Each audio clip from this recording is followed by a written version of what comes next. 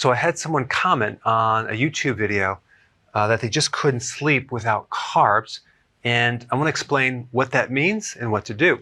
So if you've had insulin resistance in the past and you go on a ketogenic plan and you start cutting back your carbs, realize that if that insulin resistance has been there for a long time, it's going to take a long time to get it corrected. It could take months, could take up to a year to fully get that stabilized. And what happens with insulin resistance is you have higher amounts of insulin. But when you do keto, you have lower amounts of carb. So the ratio of insulin to carbs are like this. You're still going to have high insulin despite cutting the carbs out because of that resistance problem that's been there a long time, and it does take some time. So that higher amounts of insulin could actually push the blood sugars down too low in the middle of the night. Now, with low blood sugars, you have counter hormones that keep your blood sugars from going down too low. And the two main ones are cortisol and adrenaline.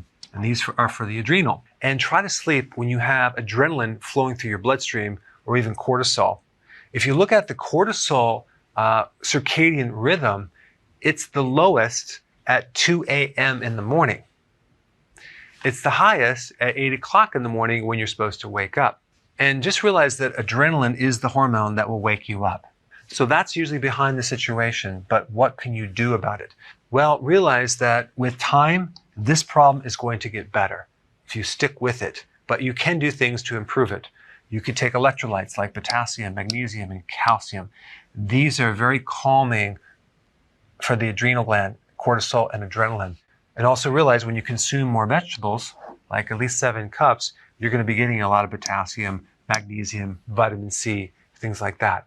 Now, apple cider vinegar before bed is really good because this can help stabilize not just blood sugars, but it has the ability to lower insulin. And if you have lowered insulin, you're not going to get this massive push into the hypoglycemic range. So apple cider vinegar helps blood sugars, it helps reduce insulin, and improves insulin resistance.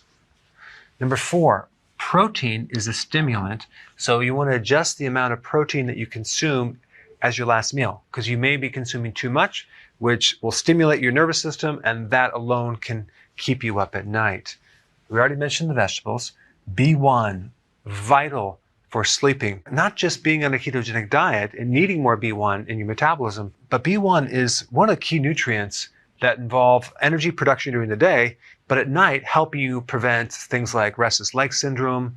It will also help support your pulse rate, because if you're low in B1, your pulse rate tends to go higher and higher and higher. Try to sleep if your pulse rate is really high. It's not going to happen. B1 is also good for anxiety. It's also good to prevent nightmares.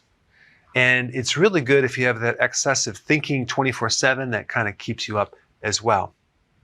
Also limit the caffeine in the coffee and the tea. I recommend just 1 small cup in the morning. And the last thing you may want to try is exogenous ketones.